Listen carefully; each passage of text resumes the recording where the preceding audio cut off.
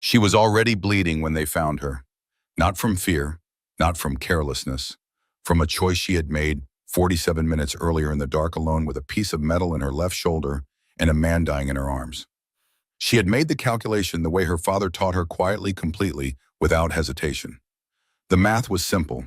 His life or her comfort. She had already decided. Her right hand pressed combat gauze hard against the wound in the soldier's chest. Her left arm hung at a wrong angle, the sleeve of her uniform soaked through the fabric, turned the deep burgundy that medics learn to recognize before they learn almost anything else. She did not look at her own shoulder. There was no point looking at something you had already accepted. The helicopter was coming. She could hear it, the distinctive thud of rotor blades cutting through the Afghan night, still 2 minutes out, maybe 3. Around her, the compound had gone quiet in the way battlefields go quiet after everything terrible has already happened. The smell of cordite and dust hung in the air like something permanent, like it had always been there and always would be. The soldier beneath her hands was 22 years old. She knew that because she had read every file before they left the wire. She made it a habit. Know their blood types, know their allergies, know their ages, know their names. Because when it is 3 in the morning and a man is staring up at you with that particular look, the look that asks whether this is where it ends, you need to be able to say his name. You need him to know that someone in this darkness knows exactly who he is. She said it now, quietly, steadily. Stay with me, that's an order. She had not slept in 29 hours. She had not eaten since morning. Her body was performing a muted, insistent screaming that she had learned over years to set aside the way you set aside an alarm clock when you already know you have to get up. She breathed in, she breathed out. She kept both hands where they needed to be. The helicopter grew louder. 72 hours earlier, none of this had happened yet. 72 hours earlier, she was still just the medic who shouldn't have been there. FOB Kestrel sat in the Kunar Valley of northeastern Afghanistan like something the mountains had reluctantly agreed to tolerate.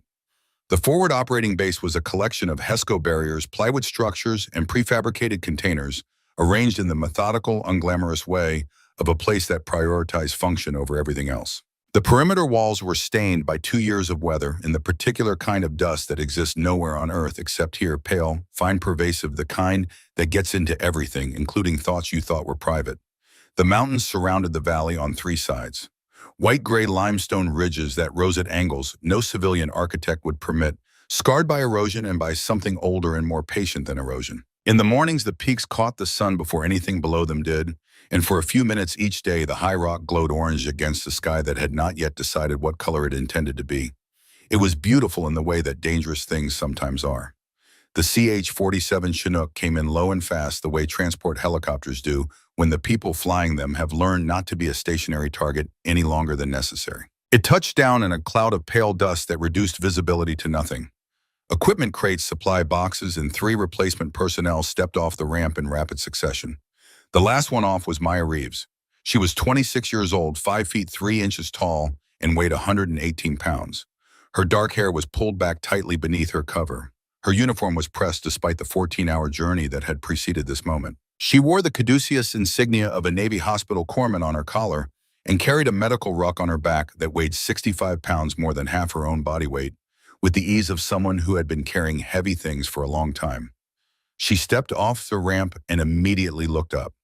Not at the FOB, at the ridgeline.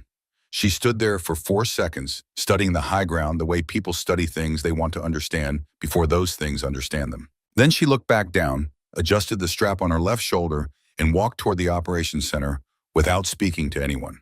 Staff Sergeant Cole Briggs was sitting on an ammunition crate outside the motor pool when she passed. He was 34 years old, broad across the shoulders, with the settled confidence of a man who had survived several things that should have killed him. He watched her walk past with the easy appraisal of someone who had been in this part of the world long enough to have opinions about who belonged here. He looked at the medic who had just stepped off the Chinook. He looked at the man sitting next to him. Someone put the wrong person on the wrong bird. Lance Corporal Cody Marsh, 21 years old and 4 months into his first deployment, started to respond. But Gunnery Sergeant Wade Olson appeared from around the corner of the motor pool at that exact moment, and something in Olson's expression suggested that whatever Marsh was about to say should probably stay unsaid. Olson watched Maya Reeves walk toward the operations center. His face gave away almost nothing, but his eyes tracked her with the attention of a man who has learned to notice things before he has decided what to think about them. Olson had been in the Marine Corps for 22 years. He had served in Iraq twice, in Afghanistan 3 times. He had developed over those years an instinct for categorizing people within the first few minutes of observing them, not by rank or gender or background, but by something in the way a person moved and looked and carried themselves that told him whether they understood the world he operated in. Most people didn't. Occasionally someone did. He went back to what he was doing. But the tracking in his eyes continued for a moment after she had disappeared from view. Inside the medical station, Maya set down her ruck and looked at the room she had inherited. The previous corpsman had organized the supplies in alphabetical order. Maya stood in the doorway for 30 seconds, reading the arrangement the way a mechanic reads an engine, not for what was there, but for what it revealed about the mind that had created it. Alphabetical order was logical. It was also, in a tactical context, useless. When a man is bleeding out, no one reaches for bandages and thinks B. They reach for what their hands know is there because their hands have practiced reaching for it in the correct sequence, in the correct order of urgency in the dark under pressure, without thought. She spent the next 2 hours reorganizing everything. When she finished, the station looked different, less tidy perhaps to an outside eye. But every item of critical equipment occupied exactly the position it would need to occupy when seconds were the currency being spent. Tourniquets within reach of either hand without looking, chest seals grouped by type, hemostatic gauze in the outer pocket, not the inner, nasopharyngeal airways accessible without opening a secondary container. She was running through the inventory a final time when Captain Doyle Mercer appeared in the doorway. He was 47 years old, lean in the way of people who forget to eat when thinking hard, with gray at his temples and the careful evaluating eyes of a man who had made decisions under pressure long enough that it had become simply the way he made decisions. He looked at what she had done to the medical station. He looked at her. He needed more information first. Settling in Corpsman Reeves, she answered without turning around. "Almost finished, sir." He stayed in the doorway for another few seconds. Then he left. He had noted the reorganization. He had noted that she had moved things in ways that made sense if you knew what combat looked like from close up. He filed it without conclusion and walked back toward the operations center. The first test came on the third day. It was mid-morning already, 94 degrees, and a training exercise was underway in the southern portion of the FOB compound. A team of 8 men was running a rehearsal for a compound entry drill, repetitive, physical, unglamorous work performed in full kit under a sun that did not care about anyone's schedule. Maya was running her morning checks on the medical station when she heard something in the cadence of the men's movement that changed slightly, the kind of change most people would not hear. She heard it. She stepped out. Private First Class Howell was walking in an unsteady line between the staging area and the water point, concentrating very hard on the act of walking, which is usually a sign that walking is requiring more concentration than it should. His face was the color of someone whose internal systems were beginning to make executive decisions his conscious mind was not yet aware of. Maya crossed to him in 20 seconds. She did not ask how he was feeling. She put 2 fingers against the inside of his wrist and counted for 15 seconds while simultaneously reading his eyes, his skin color, and the coordination of his movement. Then she put her other hand against the back of his neck. She looked at Briggs. "Get him inside. Core temperature above 104. If we don't drop it in the next 10 minutes, he goes into convulsions." Briggs looked at Howell. Howell did objectively look like a man, considering sitting down on the ground, regardless of whether the ground wanted him. Briggs picked him up under one arm and moved. Inside, Maya worked with the focused economy of someone who has run this sequence before. Ice packs to the neck, armpits, and groin. Oral hydration where he could tolerate it. Oxygen flow. Temperature checks every 90 seconds. She talked to Howell throughout in the flat, steady tone of someone who finds calm useful and has therefore made it a permanent occupant of their voice.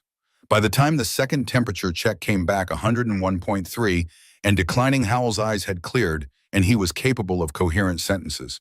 Briggs stood near the back of the station watching. He had the expression of a man revising a calculation he had not known he was performing. He went back outside without saying anything. But he walked slightly differently than he had walked in, and Olson standing near the entrance noticed. Later that evening, Olson found Briggs cleaning his rifle near the wire. He sat down without being invited. A silence of the comfortable kind passed between them. She knew before he did, Olson said. Briggs kept his attention on the rifle. "Could be training," Briggs said. Olson said nothing else. The second test came that night without warning, the way second tests always do. A vehicle returning from a resupply run struck a section of uneven ground at speed. The impact was not catastrophic by the standards of this part of the world, But Lance Corporal Denton Greer had been positioned at an angle when the vehicle lurched and the compression had done something significant to his chest. By the time they got him to the medical station, Greer was breathing in the rapid, shallow, increasingly desperate way that indicates the body is working extremely hard to accomplish something it is failing to accomplish. His trachea had deviated slightly to the left. His breath sounds on the right side were absent. Maya was in the station when they brought him in on her feet before the men carrying him had finished explaining what happened. She didn't need them to finish. Tension pneumothorax. She was already moving. Needle decompression. Second intercostal space. Hold him still. What followed happened in something very close to darkness. The station's primary lighting had not yet been switched on.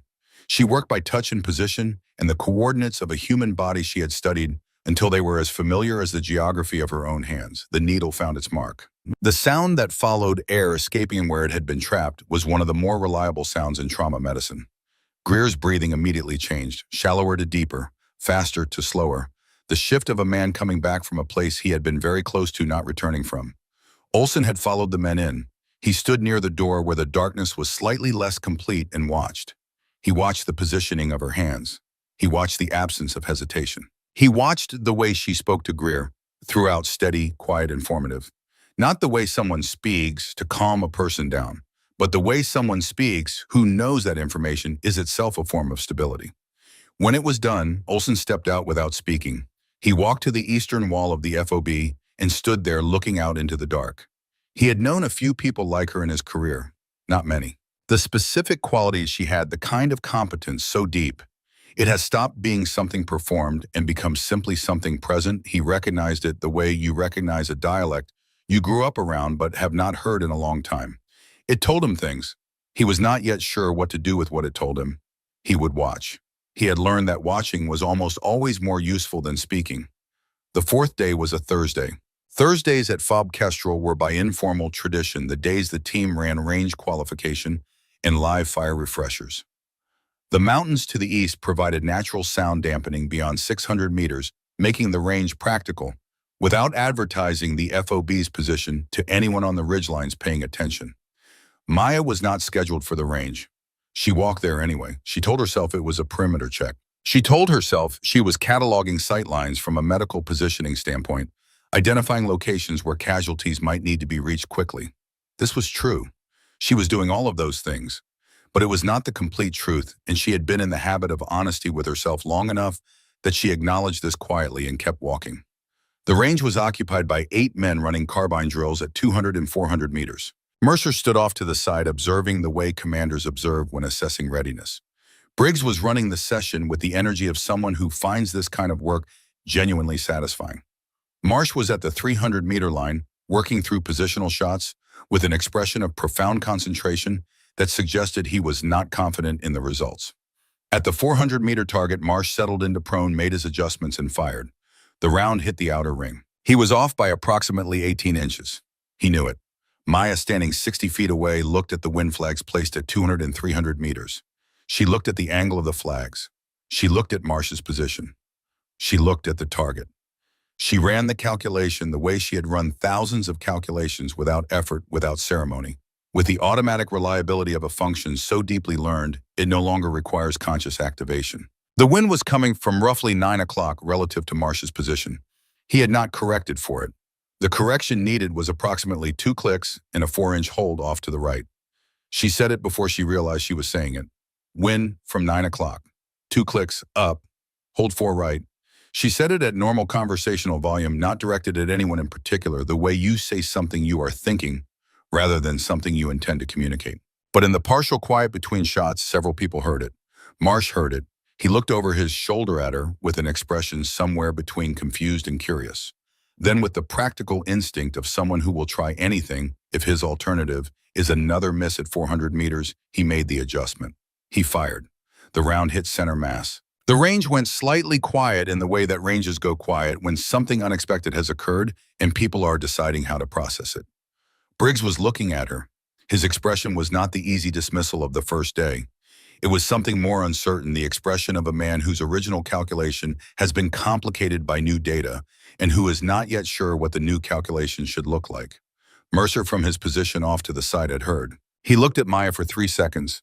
Then he looked back at the range. Later, after the session had ended and the range cleared, Maya walked through the rifle station alone on her way back from the northern perimeter. She was not planning to stop. She had not given herself permission to stop. The M24 SWS was in its rack on the western wall. She saw it the way you see something you have been trying not to look at and have finally in an unguarded moment looked at anyway. She stopped walking. She stood there in the quiet of the empty station at a distance of approximately 8 feet from the rifle and looked at it. Not with want, exactly. With the complicated recognition of someone for whom a thing is both deeply familiar and deeply off limits. Like a door to a room in a house where you grew up, a room that has been closed for years for reasons decided by grief and love in approximately equal measure. She had been 10 years old the first morning her father set a rifle in front of her on a bench at the back of their property in Laredo. He had not been a man who wasted words on preamble. He placed it there and looked at her. "Before you touch it, tell me what it is." "It's a rifle," she had said, "a .308. He had looked at her with the expression of a patient man who is also a precise man. "Tell me what it is." She had thought about it. She was 10, but she had been listening to him since she was old enough to listen, and she understood already that her father did not ask small questions. "It's a tool," she said eventually. "It does what the person holding it decides to do." He nodded. "And what does that make the person holding it responsible?" He smiled. He did not smile frequently. When he did, she kept the memory of it the way you keep things that might need to last a long time. They shot every weekend for 6 years. Through Texas summers that turned the air into something you waded through rather than breathed. Through the year, her mother got sick and then got better. Through the year, he deployed to Iraq for the second time and came back thinner and quieter and more careful with everything he said. Until she was 16 and he was gone again, this time to Afghanistan, and then one November morning in 2011, a Marine in dress blues came to their house in Laredo, and after that there were no more weekends. Her mother had asked only one thing. In the weeks after in the house that had become full of silences, that used to be full of her father, her mother looked at her and said with a quietness that was itself a form of devastation, "Promise me you won't." She had promised, because it was what her mother needed, because grief asks for things and love provides them. Because she was 16 years old and the man who had taught her to be steady was gone, and being steady was the only thing left she knew how to do for the people still there. 8 years. She had kept that promise for 8 years. Her finger moved. It was not a conscious decision. It was the movement of a hand that had made this particular motion thousands of times, reaching for something that had spent years occupying the space where that motion expected something to be. Pure muscle memory. The oldest kind of knowing, the kind your body maintains independent of what your mind has decided. She caught herself, pulled her hand back, let her arm fall to her side. She turned and walked out of the station without looking back. But she had not been alone. Wade Olson had come in from the far end of the structure, silent in the way of men who have spent careers learning to move quietly there to check on equipment that needed a part ordered. He had seen her stop. He had seen her look at the rifle. He had seen the movement of her hand and the moment it arrested and the deliberate quality of the way she turned and left. He stood in the empty station after she was gone. He looked at the M24 in its rack. He looked at the doorway she had walked through. He had a picture now that he hadn't had before. It wasn't complete. There were gaps, shapes he could not yet define. But the outline was becoming visible the way outlines do when enough pieces have assembled themselves in the same space. He did not say anything to anyone that evening, but something in him had made a decision he had not yet put into words. Outside the mountains held the last of the day's light for a few minutes longer than anything below them did. The ridgelines burned orange and then faded to gray and then to the deep darkness of a sky with no competition from electricity for miles in any direction. Maya sat in the medical station and ran through her inventory one more time. She was thorough. She was quiet. She did not look toward the western wall, but her hands resting on the edge of the supply table were absolutely still. Steady, the way her father had taught them to be. Steady in the way that things are steady when they have been tested often enough that steadiness has stopped being an effort and become simply the default condition of being. In 2 days, those hands would be asked to do something she had promised herself they would never do again. She didn't know that yet. But somewhere in the part of her that had grown up on a bench behind a house in Laredo, learning to calculate wind and distance and the particular patience required to make a thing happen at 600 meters that most people could not make happen at 60, that part of her had already begun quietly without her permission to prepare. The mission brief came on the 4th evening. Captain Doyle Mercer stood at the front of the operations room With the economy of movement of someone who has delivered briefings in enough tight spaces that unnecessary motion has been eliminated from the process entirely. The room held 11 people. Maya was not one of them. She stood outside in the narrow corridor between the ops center and the adjacent structure, close enough to hear through the canvas partition without having been invited. She told herself she was there for medical planning purposes. Knowing the route, the timing, the likely contact zones, all of it was relevant to how she would pre-position the supplies, what she would pack, where she would need to be. This was true. It was also not the only reason she was standing in that corridor at that particular hour. The compound was in the Northern Valley, 14 kilometers out. Intel had identified it as a transit point for a high-value target moving weapons components through the Kunar corridor. The approach would be conducted at night on foot for the final 4 kilometers with helicopter support staged at a forward holding point 6 kilometers east. The timeline was tight. The terrain was unforgiving. The extraction window was 20 minutes from the moment of entry. Mercer's voice through the canvas was flat and precise. He gave the route. He gave the contingencies. He gave the communications plan and the abort criteria and the casualty collection point locations. He spoke for 11 minutes without repeating himself. When it was done, the men filed out. Mercer came last. He found Maya in the corridor. He looked at her for a moment. "You'll be with Chalk 2 on the approach. Primary casualty collection at the grid, I'll give you separately. You stay with the Chalk unless I tell you otherwise." She nodded. He started to move past her. Then he stopped. "Reeves, make sure your kit is built for a contact scenario, not a training day." He walked away. Maya went to the medical station and began building her kit. The night of the mission was designed by something deliberate, moonless wind, moving at a consistent 12 miles per hour from the northwest, temperature at 41 degrees Fahrenheit. The men moved through the cold with the flat efficiency of people who have long since stopped negotiating with physical discomfort and simply coexist with it. Maya moved with them. She had packed the ruck herself as always. Every item in its place, every contingency accounted for. The weight across her back was familiar in the way of things that have been carried long enough that their absence would feel stranger than their presence. She breathed through the first kilometer and settled into the pace, and after that her body found its rhythm, and the ruck became part of her the way it always did, not something additional, just something present. Chalk 2 was 8 men plus Maya. Olsen ran the Chalk, moving at the front with the quiet authority of a man who has navigated terrain like this often enough that he no longer has to think about where to put his feet. Marsh was 3 positions back, young enough to find the darkness mildly exciting, experienced enough to know he should not show it.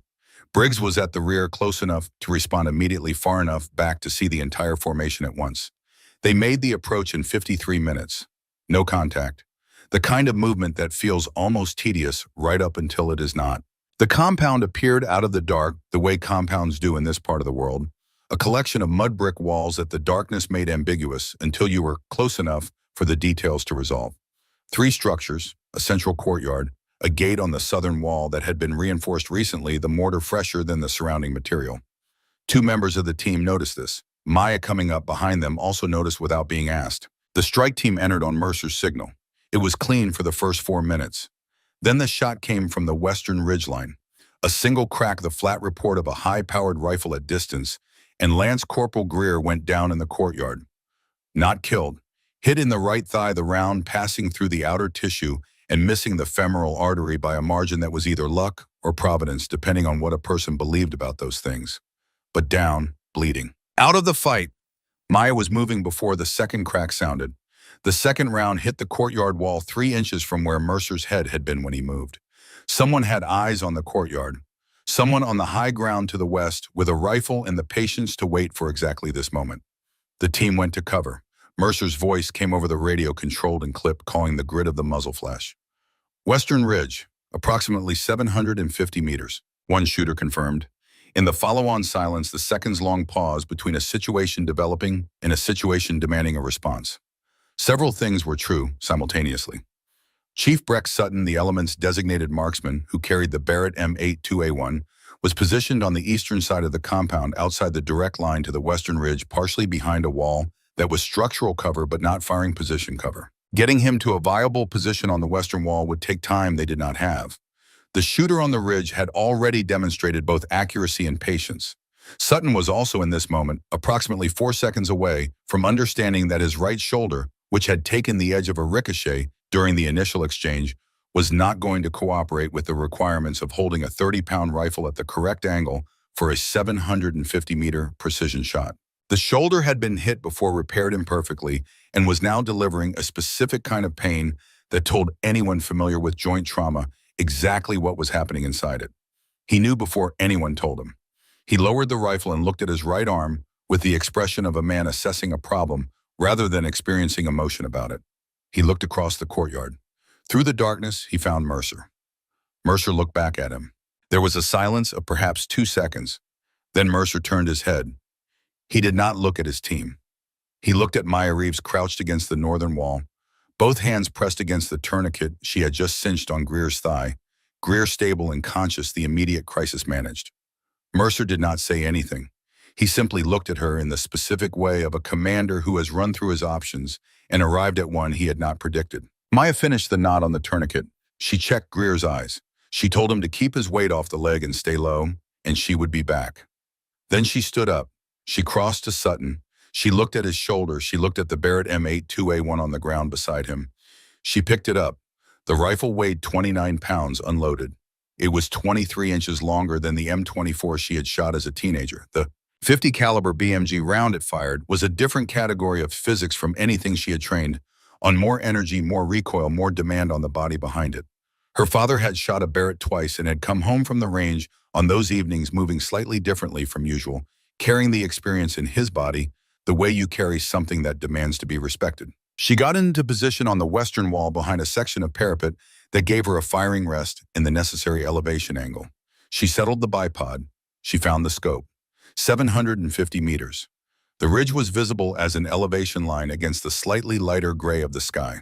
The shooter's position was a darker irregularity in the natural contour of the rock, a gap between two limestone formations where a person with patience could lie completely still and have a clear line on the compound below.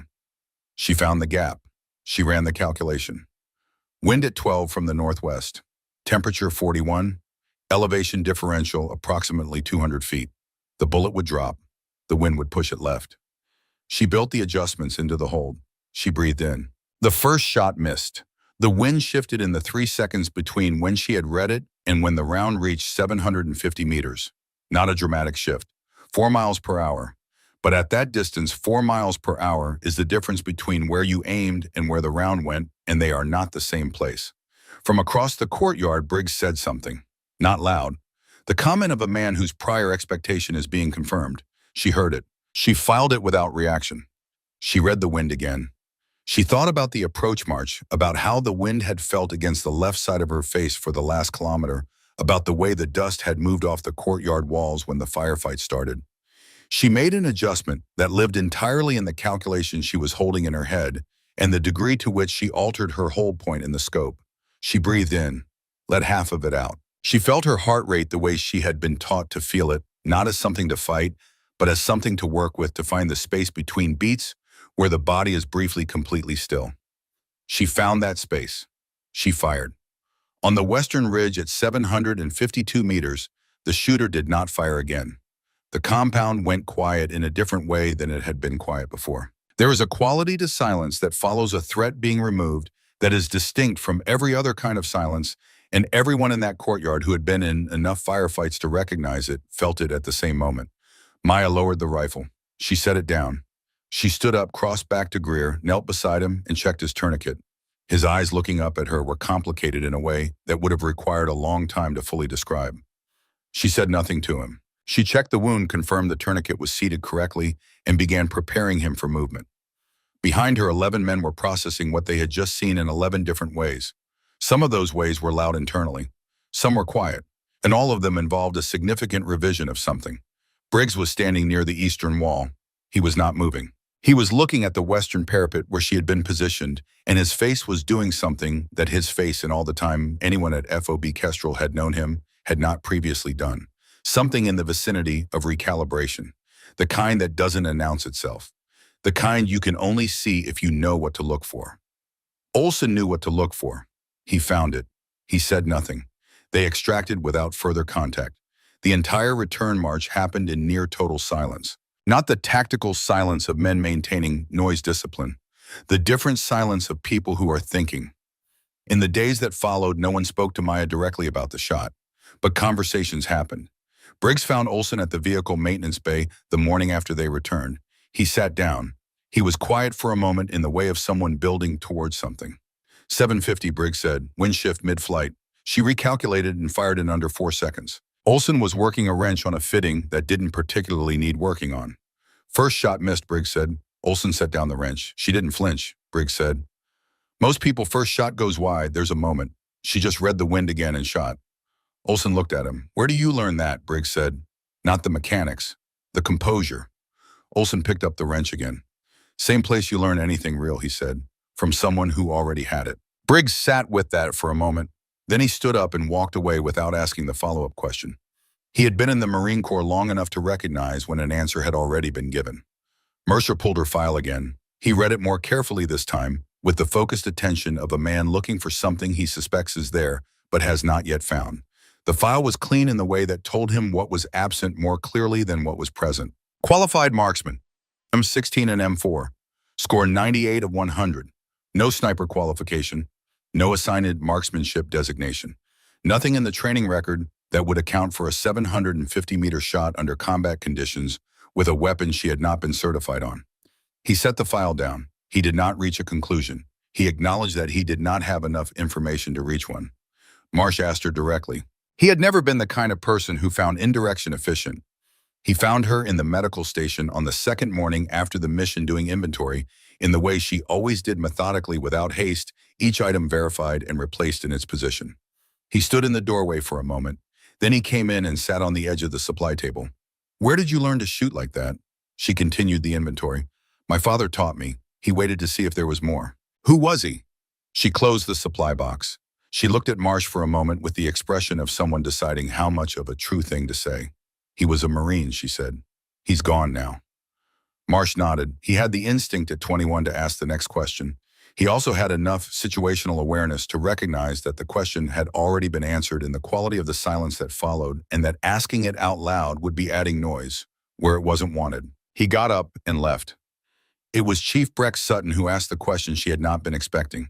He had been in the medical station for 2 days by then.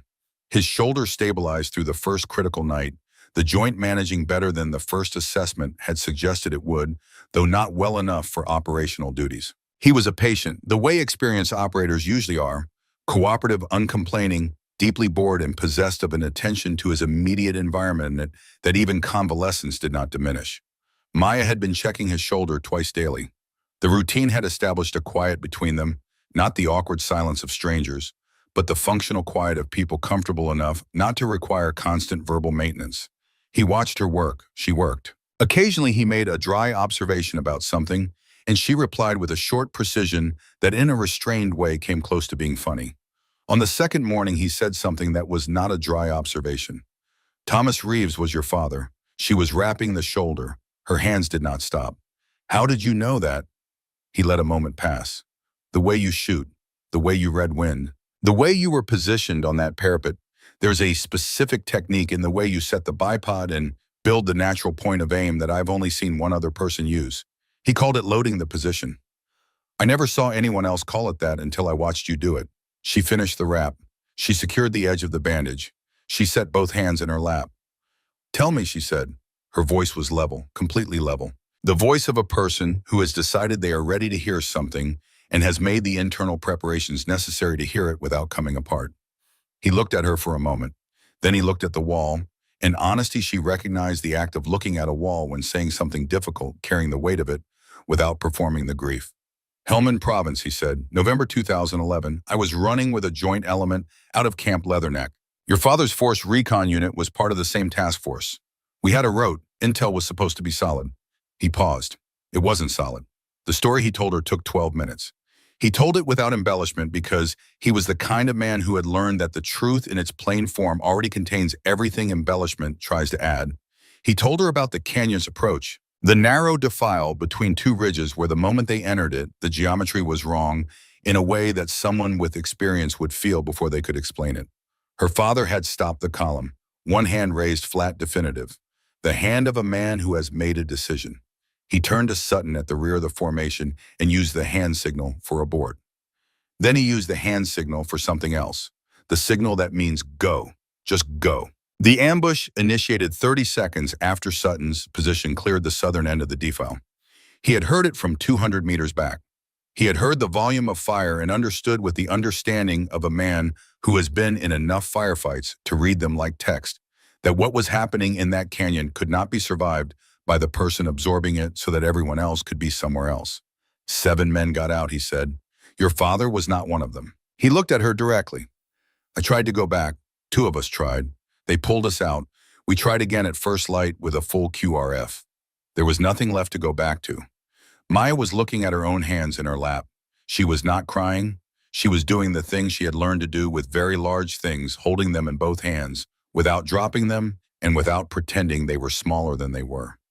He was quiet for a moment. Then he said, before we went out that night, he told me something. He said, if this goes the way I think it might go, find my daughter and tell her I knew what I was doing. Tell her it was a choice I made with clear eyes. Tell her that. He paused. I tried to find you. Twice. Both times the contact information in his file was outdated. His unit records were in processing, then sealed, then in a review cycle. I filed a request with Casualty Affairs in 2014 and again in 2016. Both times I got acknowledgement letters and nothing else. He looked at her. When I heard your name on the assignment manifest, I thought I had misread it. Then I saw you on the range. Then I saw you on that parapet with the Barrett. And I knew I hadn't misread anything. The medical station was quiet in the way of small rooms when significant things had been said inside them. Maya sat with what he had given her, not trying to rearrange it, not trying to make it smaller or larger than it was, just holding it. She said he knew it was a setup, Sutton. He knew it was possible. The geometry of that canyon was wrong enough that he made the call he made. She said he chose to absorb it. Sutton looked at her steadily. He chose, he said, to make sure the rest of us didn't have to. She nodded slowly. The nod of a person not agreeing with something, but acknowledging the weight of it. The nod of a daughter who has spent 8 years building a version of her father's death inside her head, a version containing all the information she had been given, which was not enough, and none of the information she was hearing now, which was what had been missing, and is revising that version in real time. She stood up. She was steadier than he expected. Than most people would have been. She said, you've been looking for me for 8 years. He said, your father asked me to find you. That made it an obligation. She looked at him for a moment. There was something in her face that was not gratitude exactly, though gratitude was part of it. It was the expression of a person who has spent a long time carrying a weight they didn't know how to name and has just been told the name. She put her hand on the top of the supply cabinet, just for a moment. Then she took it away. I need to run my inventory checks, she said. I'll be back this evening for the shoulder. He nodded. She walked out of the medical station and across the compound and through the gate in the eastern wall to the narrow open ground between the perimeter and the maintenance sheds. She stood there for a while. The morning air was cool and carried dust and the distant smell of the valley. The ridgeline stood above everything in the permanent way of ridgelines. She thought about a morning in Laredo when she was 12 years old and her father had made her lie in prone position for 20 minutes without firing, just breathing, just learning what it felt like to be still. She had asked him why. He said because the stillness has to come before anything else. You can't build accuracy on movement. You build accuracy on stillness, and then movement comes after. She had been still for 8 years. The second confirmation of what she was came 2 nights later. New intelligence had identified a position on the eastern approach corridor where a Taliban marksman had been placed to monitor FOB movement. The position was a natural feature, a shelf of rock at approximately 1,100 meters that provided a clear line of sight to the primary exit route while remaining nearly invisible from ground level. He had been patient and professional. He had not fired frequently. But twice in the preceding week, movement outside the wire had drawn rounds close enough to enforce a particular kind of caution on anyone needing to leave through that corridor. The situation was straightforward in its problem and complicated in its solution. 1,100 meters was not a distance that rewarded anything less than genuine precision. The conditions that evening, wind gusting to 18 miles per hour from the northwest, ambient temperature dropping light, flat, and directionless under an overcast sky, made genuine precision a requirement rather than an aspiration. Mercer found Maya in the medical station. He told her what the situation was and what the range was and what the conditions were. Then he waited. She said, I'll need 10 minutes to set up. He nodded and left. She packed her kit and then crossed to the rifle station and took the Barrett from its rack. She handled it without ceremony. The weight was familiar now, familiar in the way of a thing you have made peace with rather than a thing you have always loved. She carried it to the northern parapet and spent 8 of her 10 minutes simply reading the environment. The wind, the way dust moved at 200 meters, and the way it moved at 500. The temperature against her exposed skin. The light. At 1,100 meters, the rock shelf was visible as a faint irregularity in the terrain. A shape the landscape had not intended, but that a person with knowledge of how people use landscape had known to look for. She found it in the scope. She held the position for 90 seconds without firing, building the calculation, checking it, building it again. The wind gusted. She waited. It settled to a baseline. She fired. One round, 1,100 meters. The rock shelf produced no further complications that evening or in the days that followed. Mercer was standing 15 feet behind her when she fired. He watched the shot. He watched her lower the rifle and begin breaking down her position with the same economy of motion she brought to everything. He stood there for a moment after she had shouldered the rifle and turned. He said, "Your father," she looked at him. He said, "Force Recon?" She said, "First Marines, 3 deployments." He looked at her for 3 more seconds. Something moved through his expression that was careful and honest and carried in it what he would have called respect if he had been in the habit of naming things directly. He was not, but it was respect. He knew what it was. He said, "Thank you, Corman Reeves." She said, "Sir." She walked back toward the medical station. Behind her, Mercer stood for a moment longer at the northern parapet, looking out at the 1,100-meter ridgeline in the settling dark. Later in the quiet of the medical station, she sat with her back against the supply cabinet and held her father's absence in both hands, the way he had taught her to hold the rifle firmly, but without force, with the patience that allows the target to come to you, rather than you lunging after it. She thought about what Sutton had told her. She thought about the canyon in Helmand in November 2011, and the geometry that was wrong, and the hand raised flat in the signal for stop, and the other hand making the different signal, the older signal that was simply go.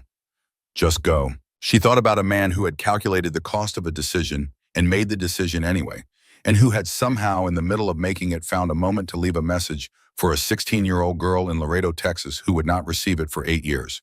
The medical station was quiet around her. Outside, the FOB held its night routines. Somewhere on the perimeter, footsteps crossed the gravel at the steady pace of a patrol that would cover the same ground again in 20 minutes. She closed her eyes. She breathed in. She breathed out. In 2 days, she would need to be both things at once, the medic and the shooter, the hands that heal and the hands that stop what is doing the harming. The part of her that had spent years learning to be ready for things before they arrived was already making the preparations the rest of her had not yet been asked to make. The mountains outside held their positions in the dark. The night settled over the valley and the ridgelines above it. Maya Reeves sat in the quiet and was still. The order came on the 6th night.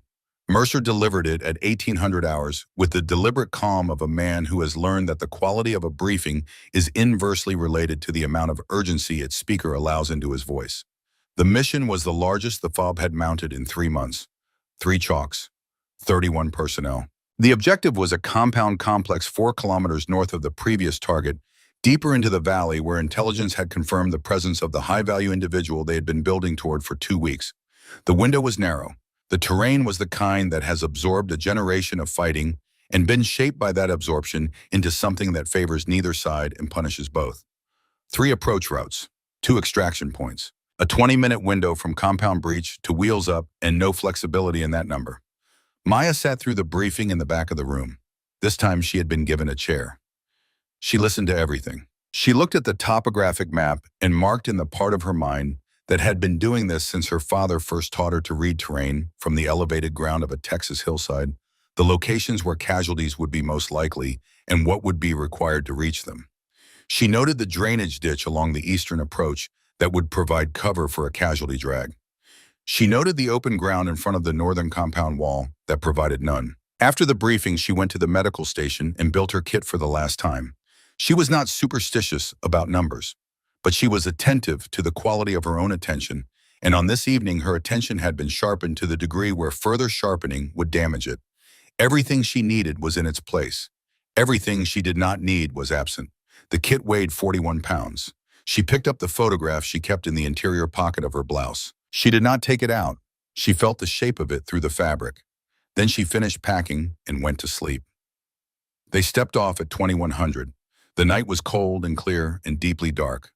No moon, no cloud cover, no artificial light within 10 kilometers. The stars above the Kunar Valley were extravagant, the kind of sky that only exists in places far from the light pollution of the world that has electricity in sufficient quantity to waste it. On another occasion, a person might have stopped to appreciate this. No one stopped. Maya moved with Chalk 2 in the middle of the formation. Olsen at the front. Marsh 3 positions back carrying the extra medical kit she had handed him before they stepped off, no explanation given. Briggs at the rear. She felt the ground through her boots the way she had learned to feel it, reading the texture and angle and stability of each step, making the micro-adjustments that keep a person upright in rocky terrain at night without breaking noise discipline. The approach took 58 minutes. No contact. The compound resolved out of the dark at approximately 100 hours, and the 3 chalks separated into their designated approach vectors with the wordless efficiency of people whose bodies have rehearsed the separation enough times to perform it while their minds are occupied elsewhere. The first 4 minutes were clean. The IED was buried under the northern approach path, approximately 30 meters from the compound wall. It had been placed with patience and professional knowledge of where a force approaching from the south would direct its lead element. The trigger was pressure activated.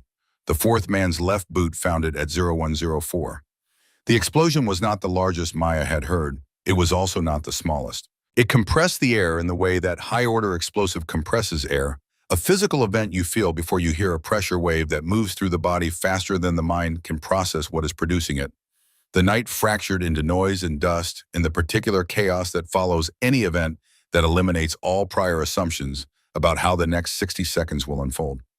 Maya was moving before the dust had fully resolved. The 2 nearest casualties from Chalk 1 were 12 meters ahead of her position. She covered the distance at a run low using the compound wall's shadow for what cover it offered.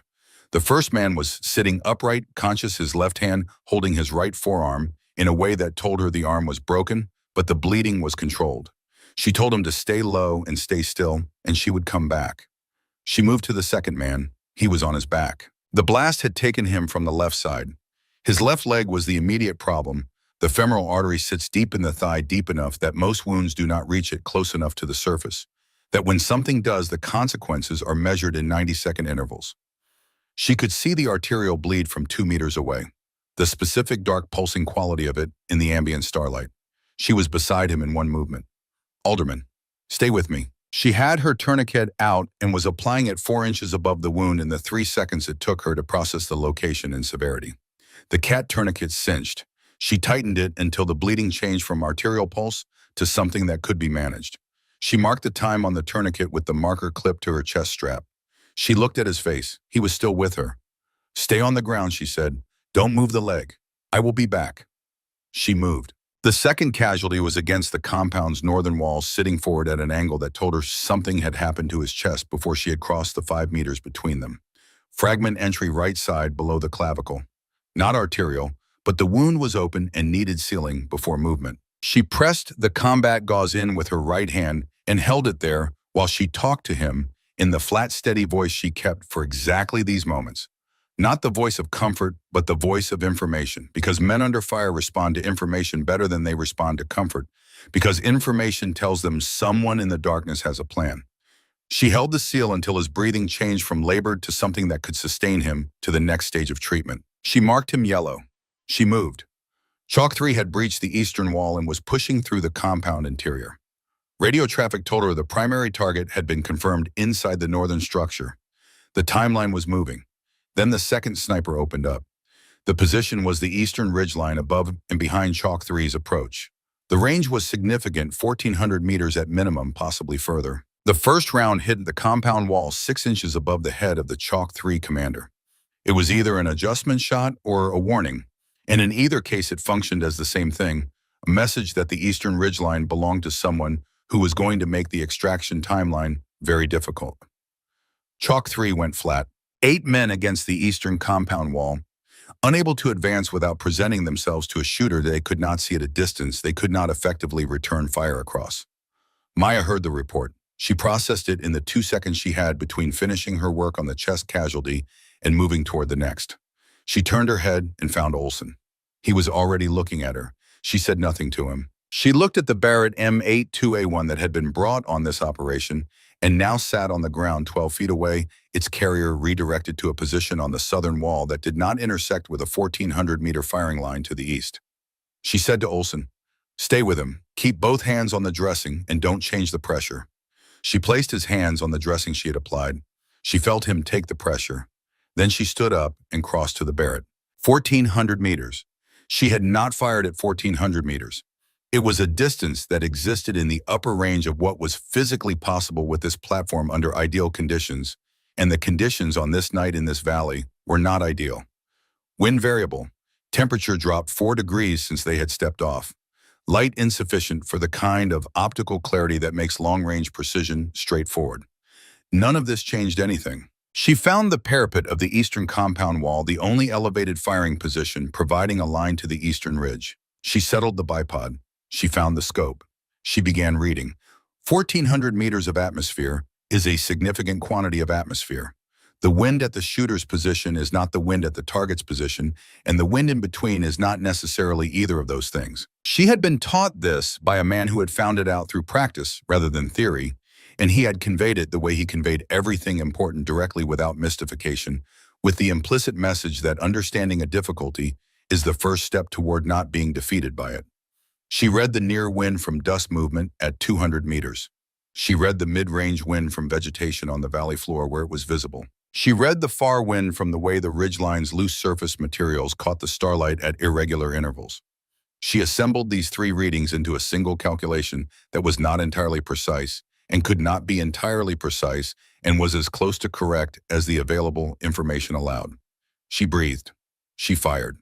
1,411 meters away on a limestone shelf above the eastern approach quarter, the firing position stopped producing fire. Chalk 3 began to move to zone. Maya lowered the rifle. She set it down, stood, and went back to Olsen and the man they were both working to keep alive. She was halfway back across the open ground when the muzzle flash appeared from the rooftop of the western structure inside the compound, a position that had not been cleared that no one had anticipated being occupied 12 meters from her current location with a clear line to everything in the central courtyard. The round hit her. She understood within the first second of understanding that she had been hit because she triaged herself the way she triaged everyone else, without sentiment, without panic, with the flat, honest assessment of what was present and what it meant. The fragment had entered her left shoulder from a lateral angle driven by a near miss that had partially detonated against the parapet behind her rather than finding a direct path. It was in the tissue. It had not hit bone. It had not hit the subclavian artery, which she knew because she was still upright, and her blood pressure was still providing her with functional consciousness. It hurt in the specific way of things that the body registers as damage, but that the body's emergency systems override in favor of continued operation. She had heard this described before. She had treated people in this condition before. She had not until this moment been in this condition herself. She kept moving.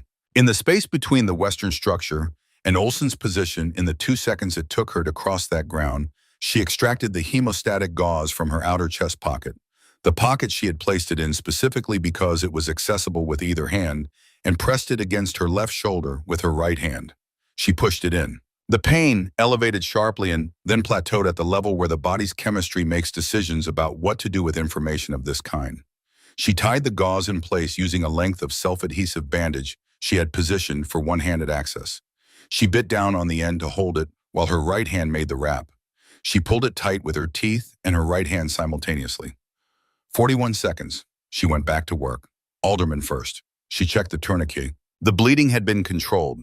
His color was poor but stable. She elevated the leg against a section of fallen wall and gave him the information he needed in the flat, steady voice. "You're going to be fine. The tourniquet is holding. Do not touch it. Do not move it. When the helicopter comes, tell them ACM2 Reeves applied it at 0107. He nodded. His eyes were clear enough. She moved. Corporal Briggs found her at the next casualty. He came across the courtyard at a low run with the energy of a man who has made a decision and is executing it before he can talk himself out of it. He dropped beside her without being asked and held the position she needed held while her hands worked. He saw the bandaging on her shoulder. She felt him see it. He started to say something. She said, "How many are left outside the wall?" He processed the redirect. 2, he said, "east side of the breach." She said, "When I'm done here, you go first and I follow." He nodded. Whatever he had been about to say about her shoulder went somewhere else and stayed there. They worked through the remaining casualties in a sequence that Maya would later be unable to remember with perfect clarity, not because it was unclear at the time, but because it was the kind of work that happens below the level of narrative, where the body has taken over from the mind and is executing what has been trained into it with a reliability that conscious thought would actually interfere with. She moved, she assessed, she treated, she moved again. Her shoulder delivered its consistent report, and she acknowledged it and continued. The radio told her the primary target had been secured. The radio told her the extraction helicopters were 12 minutes out. The radio told her things she processed and used and did not stop to feel anything about. Marsh appeared beside her at the next casualty.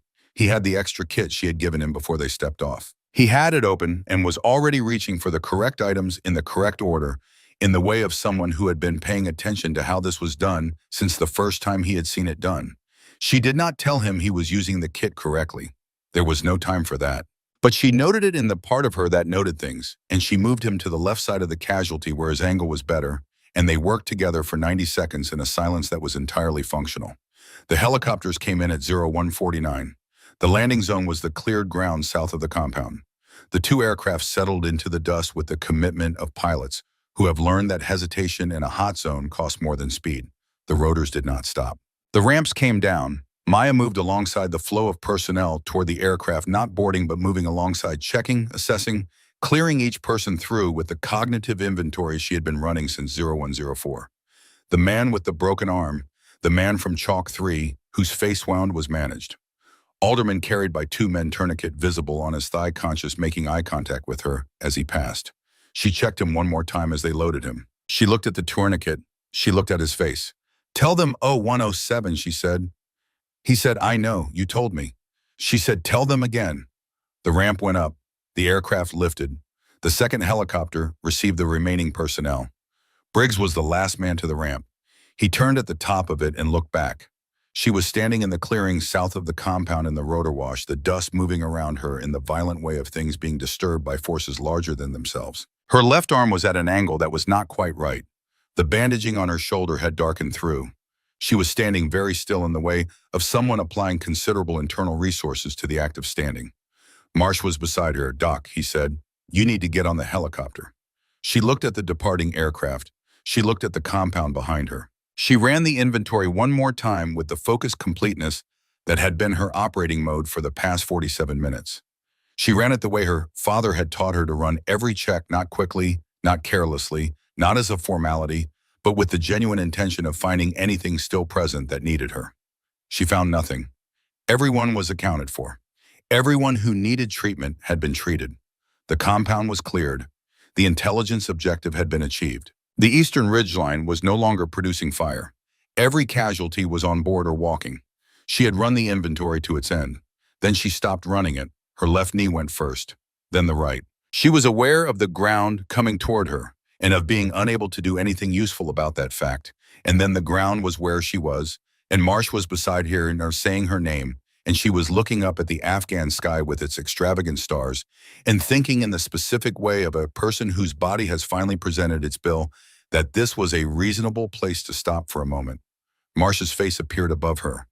She said, "Is everyone accounted for?" He said, "Yes, everyone." She said, "Good." Then the stars went away. She came back to consciousness in stages, the way consciousness returns when the body has borrowed deeply from its reserves and is repaying the loan in installments. First the ceiling, then the sound of the medical station's equipment, then the quality of light that comes from LED strips positioned along the canvas ridge poles of a field medical facility. Then the IV line in the back of her right hand, the drip of the bag, the measured cadence of a monitor. Someone was beside her. She turned her head. The medic was young. He had the expression of someone who has been sitting with a responsibility for several hours and is experiencing significant relief at its reduction. He said, "Don't move yet. You've been out for 6 hours." She took this information in. She processed it the way she processed information, with implications, not dismissing it, not panicking, simply incorporating it into the current picture and assessing what the current picture required.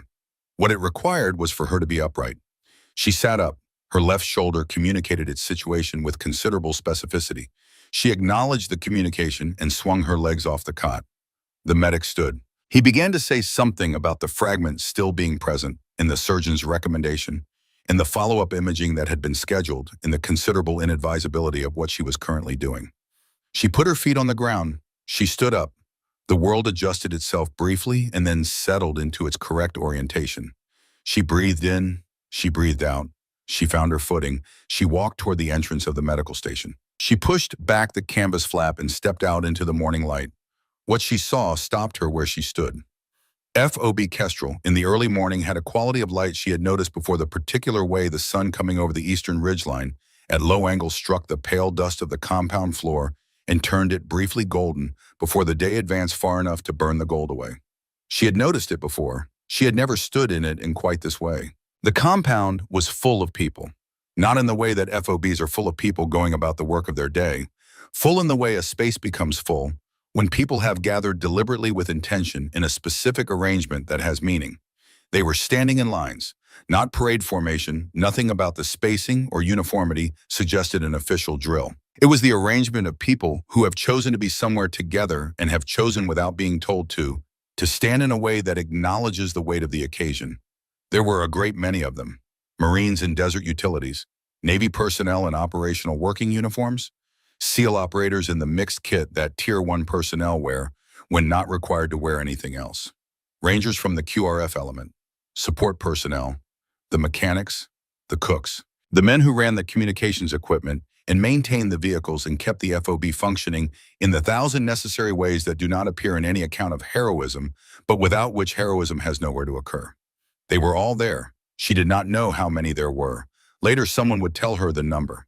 At this moment, standing in the canvas doorway in a medical gown with an IV site taped to the back of her right hand and a bandaged shoulder, she did not count. She simply saw them, the scale of them, the stillness of them, and then beginning at the front of the formation and moving through it in the sequential way that things move through a crowd. When they begin at one point and travel without instruction, through the whole every hand came up. 500 people, in the morning light of the Kunar Valley, in silence. Every hand raised. She stood in the doorway and did not move. She had not understood until this moment what she had done. Not because she was unaware of the events of the previous night, she retained every detail of those 47 minutes with the precise clarity of experiences that occur when the brain's recording systems are operating at their highest capacity. She knew what she had done. She simply had not, until she saw 500 people standing in the morning light with their hands raised, understood what it had meant to the people who had been there beside her. Cole Briggs was in the front row. He was standing straight in a way that cost him something. His eyes were red in the way of eyes that have been red for a while. His hand was up with the precision of a man who has been performing this gesture for decades and knows exactly how it is supposed to be performed and is performing it now with everything he has. She looked at him for a moment. She thought about the first morning and the comment about the wrong person on the wrong bird. She thought about the range and the expression on his face when she had read the wind without knowing she was saying it aloud. She thought about the courtyard and his hands beside hers at the next casualty, doing exactly what needed to be done without being asked. Cody Marsh was in the second row. He was not red-eyed. He was the specific color of a person who has moved through a long night into a morning and is standing in it with the intention of remembering everything about it for as long as he lives. His hand was up. When her eyes found him, he held her gaze with the steadiness of someone who has decided something about himself in the last 12 hours and is living in the first morning of that decision. She found Olson in the fourth row. He was looking at her the way he had been looking at her since the first day, with the careful attention of someone who has been watching for something and has found it. His hand was up. His expression was the expression of a man who is satisfied in the deep, quiet way that men who have seen a great deal are occasionally satisfied that the world has produced something worth the attention he gave it. She looked toward the medical station to her right at the window of the convalescence area. Breck Sutton was in the window. He was sitting up on the edge of his cot, his repaired shoulder wrapped, his right arm raised in the slow, deliberate way of someone for whom the gesture costs something physical and who is paying the cost without discussion. She looked at him for a moment. She thought about a canyon in Helmand in November 2011, and a man who had raised one hand in the signal for stop and then raised the other in the signal for go and then had not come home. She thought about 8 years of a promise. She thought about what the promise had cost and what it had given and what it had meant to keep it and what it had meant in the end to do the thing it had asked her not to do. Colonel Thad Hargrove stepped out of the formation. He was 56 years old and walked with the bearing of a man who has spent most of his adult life in uniform and has been shaped by that uniform into something that cannot be easily separated from it. He carried a box in both hands, the specific small box covered in dark navy cloth that anyone who has attended a military awards ceremony will recognize before the lid is opened, because the size and the covering tell you before anything else what is inside. He stopped in front of her. He looked at her for a moment with the directness of a man who has done this before and knows it does not become easier with repetition, and who is doing it now because it is correct and necessary, and because correctness and necessity are what he has organized his life around. He said, HM2 Maya Reeves. By order of the Commandant of the Marine Corps, I am authorized to present the Navy Cross, awarded posthumously to Master Sergeant Thomas Allen Reeves, United States Marine Corps, for extraordinary heroism above and beyond the call of duty in the face of enemy action. Helmand Province, Afghanistan, November 14, 2011. He paused. He said, this was approved 12 days after his death. It was placed in administrative hold due to a classification review that was not resolved in a timely manner. It remained in that hold for 8 years. That is a failure of this institution, and I acknowledge it as such. He held out the box. She took it with her right hand. The box was lighter than she expected. Important things often are. He said, there's something else. He reached into the inside pocket of his uniform blouse and produced an envelope. It was the kind of envelope that has been kept carefully for a long time. The paper had acquired the ivory quality of age, and the fold lines were sharp from years of being maintained in exactly the same configuration. Her name was written on the front in handwriting she recognized before she could have explained how she recognized it the way you recognize things learned before you had a vocabulary for how learning happens. He said, Chief Sutton has been carrying this for 8 years. He asked me to present it. She took the envelope. She held both the box and the envelope for a moment. Then she opened the box. The Navy Cross lay on its dark lining. A gold cross patée with an eagle at the center suspended from a navy blue ribbon with a thin center stripe. It caught the morning light with the flat honesty of metal made with care. It was not ornate. It was not intended to be ornate. It was intended to mean something specific, and it did. She closed the box. She opened the envelope. The letter was 2 pages handwritten, the lines straight in the way of someone who has a disciplined hand and uses it. The date in the upper right corner was November 13th, 2011. The evening before. She read it. She read Maya. If you are reading this, I did not come home. I want you to understand that I am writing this not because I believe I am not coming home, but because a man who is responsible for other people prepares for the things he does not want to believe. That is what responsibility requires. She read, I have been trying to think about what I want to tell you, and I keep arriving at the same few things. The first is that you should not spend your life being angry on my behalf. What I do with clear eyes. The cost of a decision is not a reason to refuse the decision.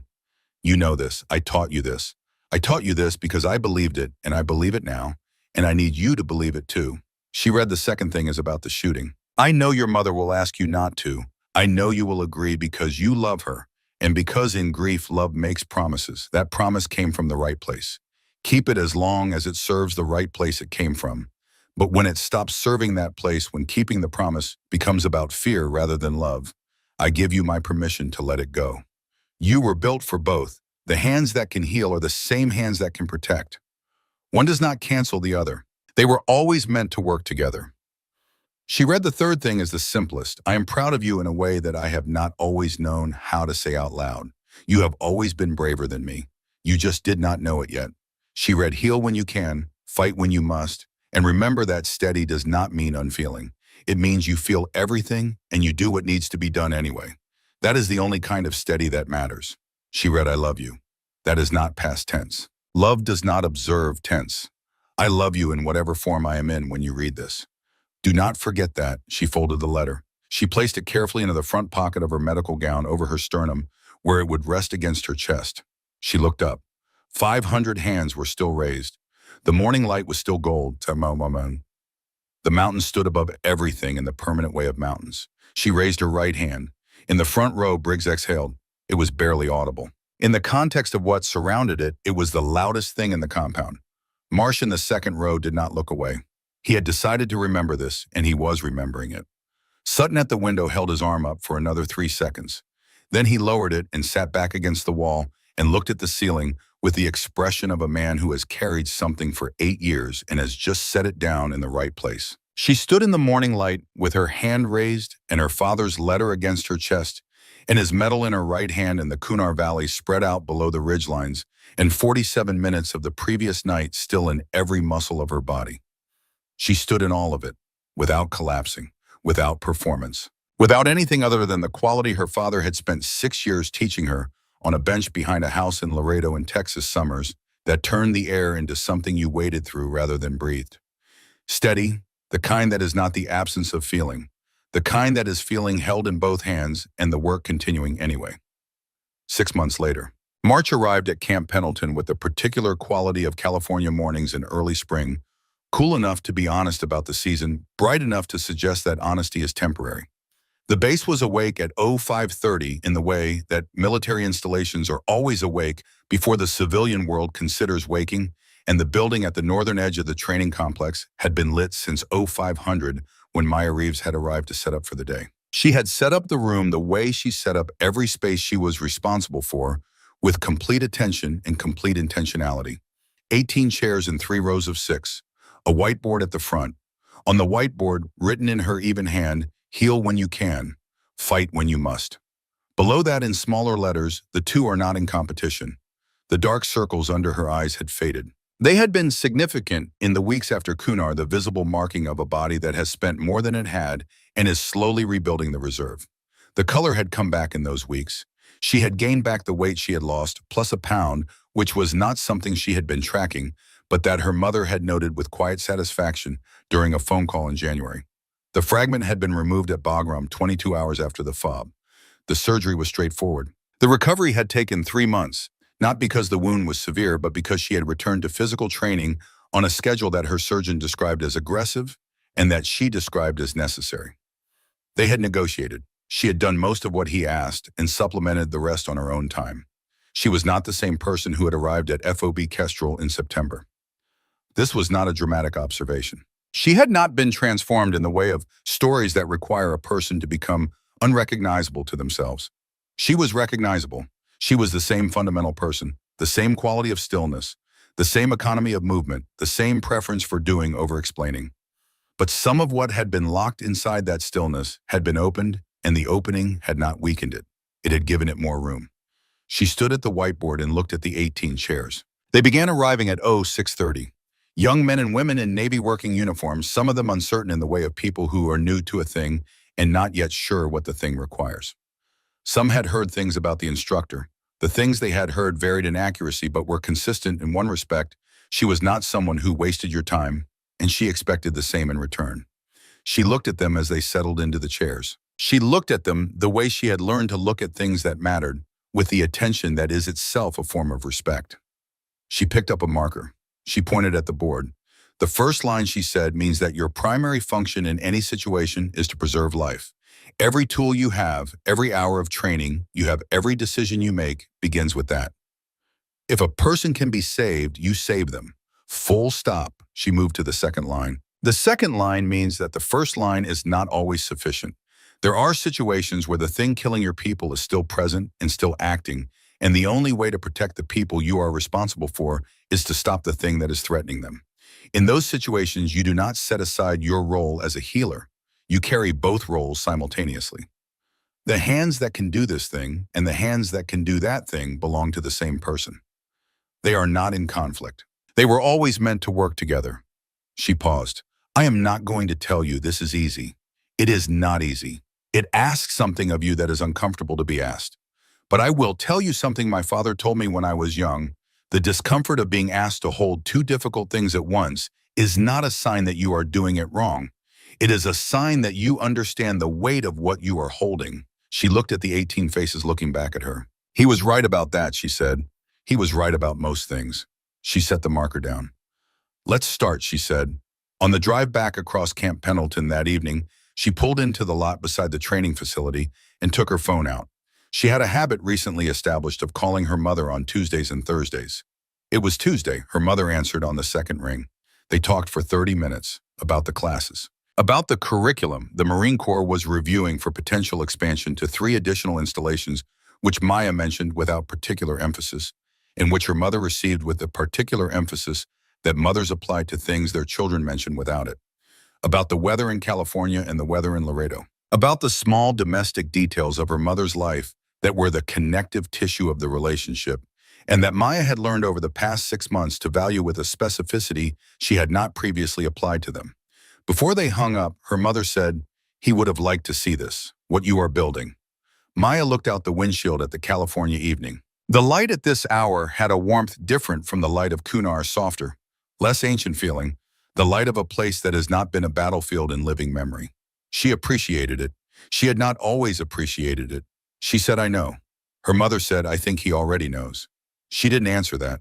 There were things she had decided to hold without converting them into language, and this was one of them. She held it the way her father had taught her to hold the rifle firmly, steadily, without force. She said goodnight.